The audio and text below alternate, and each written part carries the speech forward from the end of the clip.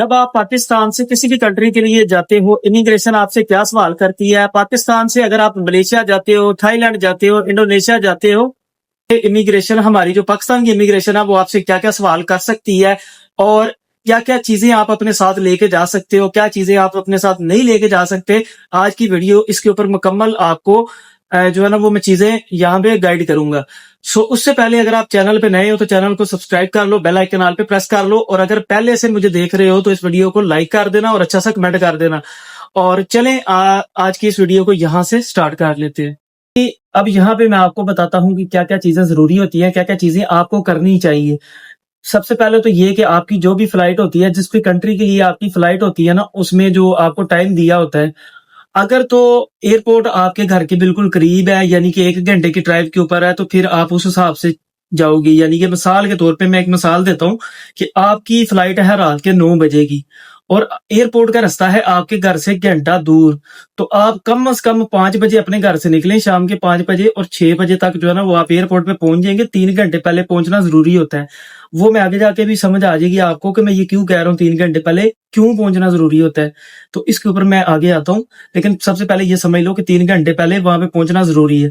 अब अगर आपका रास्ता है 3 घंटे दूर, एयरपोर्ट से 3 घंटे अगर आप दूर, और फ्लाइट है 9 बजे की, तो फिर आपको दोपहर को 2 बजे निकल आना चाहिए। क्योंकि अगर आप लाहौर भी जाते हो ना, अगर लाहौर वाले एयरपोर्ट से भी जाना हो आपने, और आपके घर से रास्ता 3 घंटे का है, तो आपको 2 बजे दोपहर के निकलना, ताकि 5 बजे वहां पे पहुंचो, और फिर भी आपके पास 4 घंटे बचते हैं। उस 1 घंटे में अपने दोस्तों के साथ टाइम स्पेंड कर लेना, ठीक है। और 6 बजे लाजमी एयरपोर्ट के अंदर जो है ना वो आपने एंटर हो जाना है 3 घंटे पहले।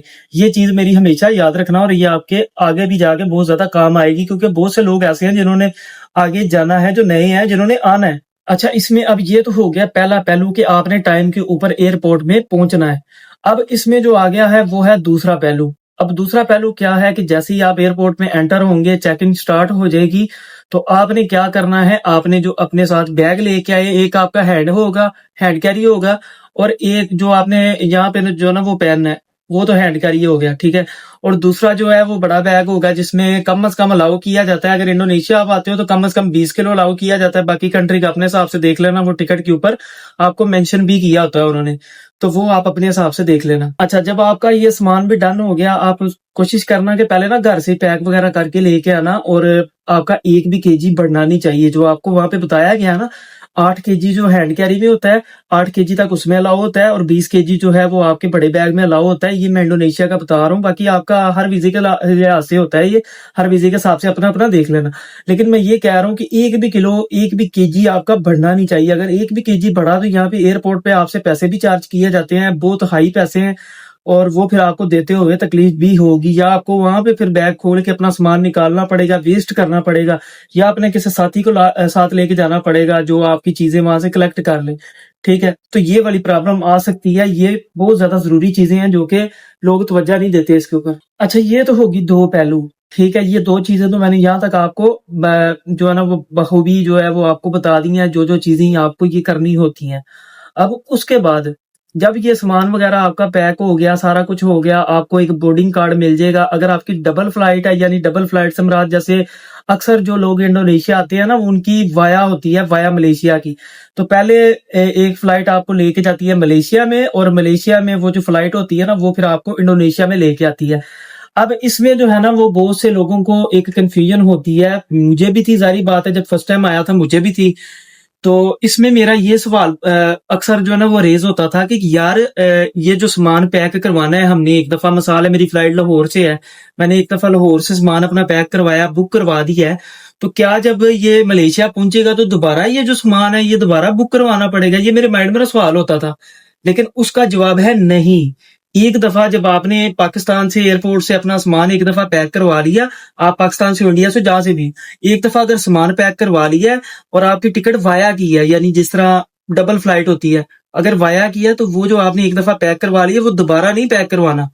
हाँ, अलबत्ता ये जरूर होगा कि जब आप मलेशिया में लैंड कर जाओगे ना, तो आप उधर एयरपोर्ट पे ही हो, आपको बाहर जाने की इजाजत नहीं होती वहां से, ना ही आप भाग सकते हो, ठीक है। एक तो ये हो गया। और दूसरा ये कि आपका जो एक दफा सामान पैक हो गया वो दोबारा नहीं होगा। और तीसरा ये कि आपको सिर्फ वहां से इमिग्रेशन चेक करेगी, आपको इमिग्रेशन चेक करेगी, आपका जो हैंड कैरी होगा वो चेक होगा दोबारा से। उसमें जो जो चीजें हैं वो पानी नहीं लेके जाने देते, आपको अंदर पानी ना लेके जाना, ये चीज का खास ख्याल रखना। शहद होता है वो नहीं लेके जाने देते, वो अक्सर निकाल देते हैं, अक्सर मेरे सामने बहुत सी औरतों के निकाले गए हैं। और दूसरा ये कि ये जब ये सब कर लोगे तो उस टाइम जो है ना वो आपने एक तो पानी नहीं लेके जाना है, लिक्विड वाली जितनी भी चीजें हैं ना उससे गुरेज करना कि मेरी आपसे रिक्वेस्ट है, वो नहीं जाने देंगे।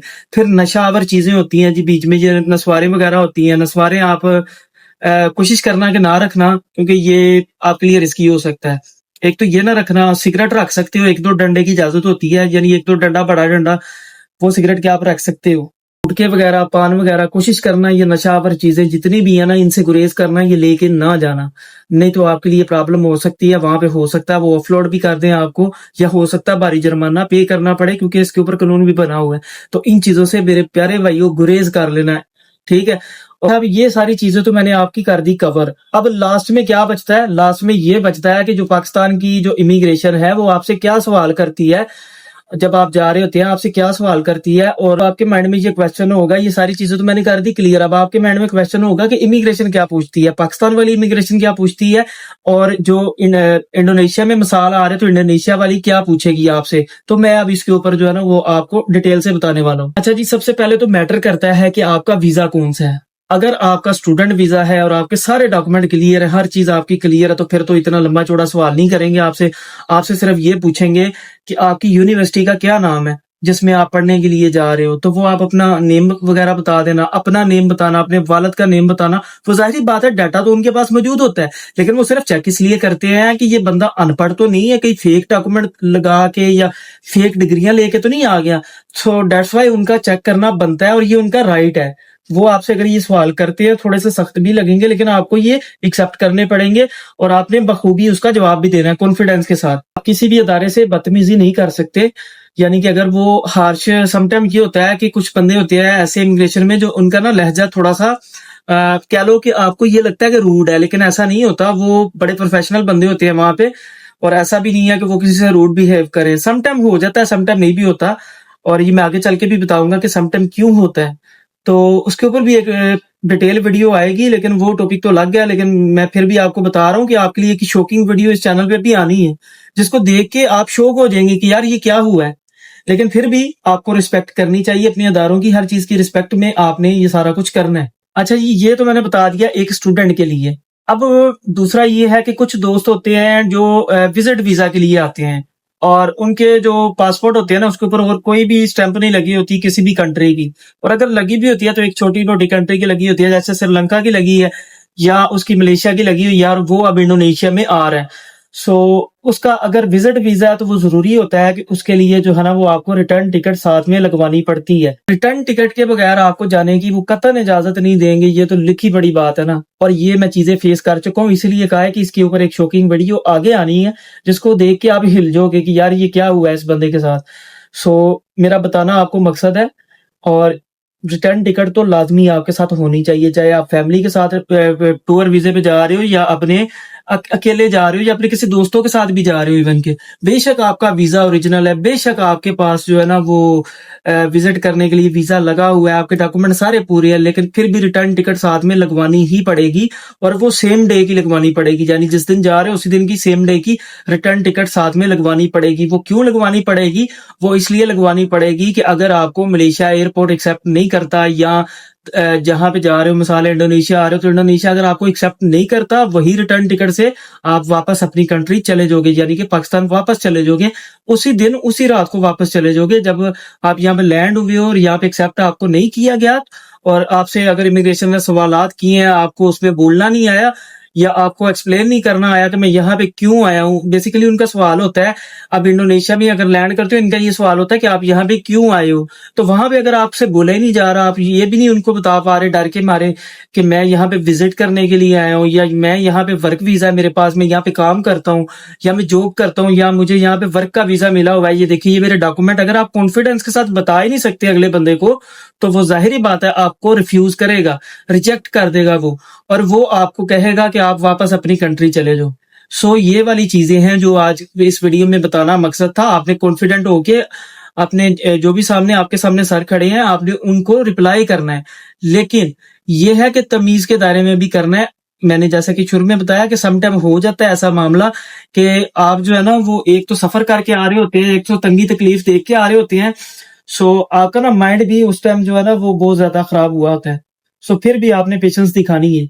सो आई होप कि अभी तक जो भी इस वीडियो में मैंने आपको चीजें बताई हैं ये बहुत ज्यादा आपके लिए हेल्पफुल रही होंगी, और मैंने पूरी कोशिश की है ईमानदारी के साथ जो जो सवाल पूछे जाते हैं उसका मैंने आपको बता दिया है कि पाकिस्तान में ये सवाल किए जाते हैं कि क्यों जा रहे हो, किस लिए जा रहे हो, और अगर स्टूडेंट वीजा है तो फिर तो आपसे वो सवाल करेंगे यूनिवर्सिटी के अबाउट, उसका पूछेंगे नाम वगैरह। और अगर आप आ रहे हो विजिट वीजा पे तो वो पूछेंगे क्यों जा रहे हो, किस लिए जा रहे हो, ये इसके ऊपर आपको बताना पड़ेगा कि मैं विजिट करने के लिए जा रहा हूँ। और अगर वर्क वीजा तो उसका आपको बताना पड़ेगा ये फलां कंपनी है, इसने मुझे इनवाइट किया है, इसने मुझे बुलाया है और मैंने यहाँ पे ये जाके काम करना है। Simple is that. इसमें कोई रॉकेट साइंस नहीं है, कुछ भी डरने की जरूरत नहीं है। आपको अगला बंदा खा नहीं जाएगा, आपने सिर्फ उसके सवालों का जवाब देना है। Simple is that. और ये कॉन्फिडेंस के साथ देना है। ठीक है, मैं भी जब आया था ना तो मेरे में भी इतना कॉन्फिडेंस नहीं था, लेकिन फिर भी मैंने उनका कॉन्फिडेंस उस बंदे का कॉन्फिडेंस देख के मैंने अपने अंदर कॉन्फिडेंस इतना लेके आया हूँ कि मैंने उसके सवालों के सारे जवाब दिए और आंख में आंख डाल के जवाब देने हैं आपने। ये नहीं करना कि वो सवाल कर रहा है और पूछ वो कुछ रहा है आप जवाब कुछ दे रहे हो और आप डर रहे हो, आपके हाथ पांव कांप रहे हैं, ऐसा भी नहीं करना। अल्लाह माफ करे, वो गोली नहीं आपको वो मार देगा, कम से कम यही कहेगा ना कि या वो आपको एक्सेप्ट कर लेगा या रिजेक्ट कर देगा। सो इसलिए पेशेंस दिखानी है, कोई डरने वाली जरूरत नहीं है। सो आई होप कि आपको ये आज की वीडियो पसंद आई। अगर पसंद आई है तो इस वीडियो को लाजमी लाइक करना, मुझे लाजमी फॉलो कर लेना, और इस वीडियो पे अच्छा सा लाजमी यार कमेंट करना, क्योंकि एनर्जी लगती है। रात के 2 बजे हुए हैं और इस टाइम ये मैं वीडियो रिकॉर्ड कर रहा हूँ। So good bye.